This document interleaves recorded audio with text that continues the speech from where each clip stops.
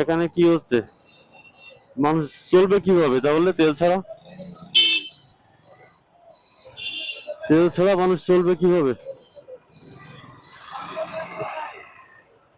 কি তেল নাই ভাই? পেট্রোল নাই, অকটেন নাই?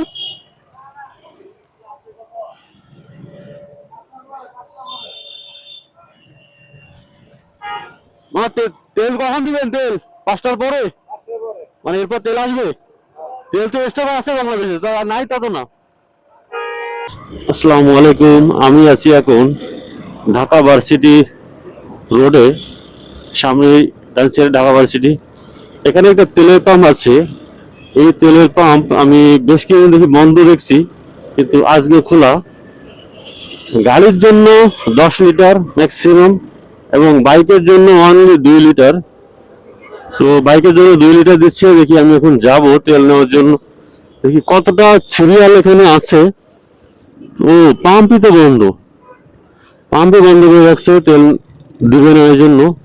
তেলের কিন্তু বাংলাদেশে কোনো অভাব নেই, তেলের কোনো অভাব নেই, কিন্তু পাম্প বন্ধ করে রাখছে সিন্ডিকেট করে বেশি প্রাইসে তেল বিক্রি করার জন্য। দেখুন, পুরাটা পাম্পই বন্ধ। এখানে একটা পাম্প আছে এবং সামনে বাম সাইডে একটা পাম্প রয়েছে।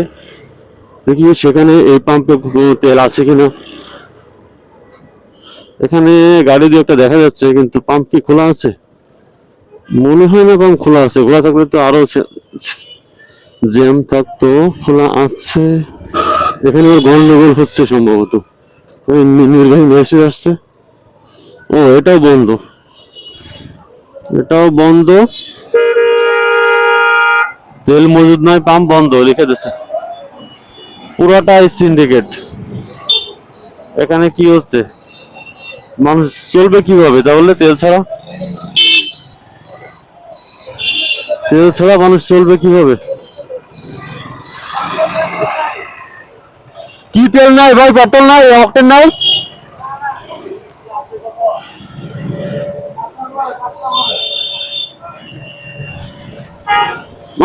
তেল কখন দিবেন? তেল 5টার পরে? মানে এরপর তেল আসবে? তেল তো স্টক আছে বাংলাদেশে, তা নাই তা তো না। ডিজেল আছে, অনলি ডিজেল। ভালো ধান্দাবাজি শুরু করছে, অকটেন বন্ধ করে রাখছে, অনলি ডিজেল দিচ্ছে। ডিজেল আছে কিন্তু অকটেন নাই, এইটা কোনো কথা ভাই? মানুষ চলাফেরা করবে কিভাবে? এখন সিন্ডিকেট করে সামনে দাম বাড়ানোর জন্য এই সিন্ডিকেটটা করছে। তারা চায় বেশি দামে বিক্রি করতে। অতি মুনাফাখোরি যাকে বলে, অতি মুনাফাখোরির জন্য এরা বন্ধ করে রাখছে। দেখুন কত লোক সিরিয়াল দাঁড়ায় আছে, পাম্প বন্ধ থাকার পরেও তারা বসে আছে একটু তেলের অপেক্ষায়। এই তেল ছাড়া কোনোভাবেই তো মানুষ গাড়ি চালাতে পারবে না, জীবনযাত্রা পুরো থেমে যাবে তেল ছাড়া। বড় বড় অফিস আদালতে যেমন বড় বড় স্যারদেরকে তেল দিতে হয়, এটা উপরি তেল, সেটাকে উপরি তেল বলে। ওই তেল ছাড়া যেমন চাকরি করা সম্ভব হয় না, ডিফিকাল্ট হয়ে যায়, ঠিক তেমনি এই তেল ছাড়া এই গাড়ি চলবে না, এই মেশিন চলবে না এই তেল ছাড়া।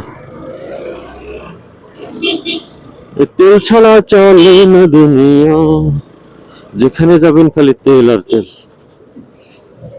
সামনে আরো একটা পাম্প রয়েছে, যেখানে এই পাম্পে কয়েক কিলোমিটার জ্যাম থাকে। দেখি সে পাম্পের সিরিয়ালটা এখানে চলে আসছে কিনা।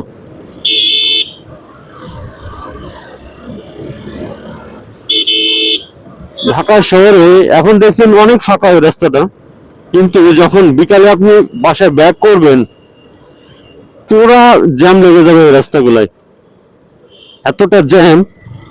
এই দেখুন, এই দেখুন সে সিরিয়াল, তো সিরিয়াল।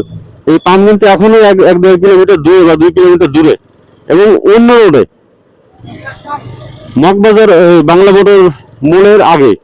কিন্তু এই কাটাবন থেকে পুরা সিরিয়াল, কতটা লম্বা সিরিয়াল তেলের। কি সিন্ডিকেট বাংলাদেশে চলে আল্লাহ! এই দেখুন কতটা লম্বা সিরিয়াল। এটাই হলো আমাদের বাংলাদেশ, কতটা সিন্ডিকেট।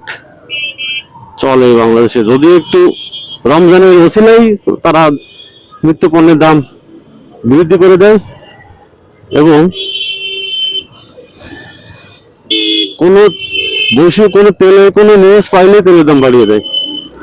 এবং করোনার সময় একবার তেলের দাম বাড়িয়ে দিয়েছিল, করোনার সময় না কিছু এর আগে কিছুদিন আগে কোনো একটা সমস্যা হয়েছিল, ওটা যুদ্ধের কারণে, সম্ভবত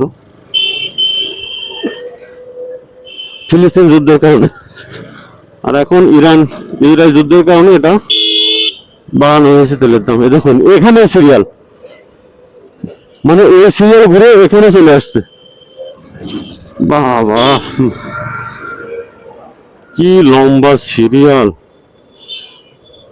এখান থেকে ঘুরে আবার মনে হয় পিছনে পাম্পে চলে গেছে। এই সাইডে ঘুরে ঘুরে কয়েক কিলোমিটার রাউন্ডে এই সিরিয়ালটি, বিশাল ব্যাপার।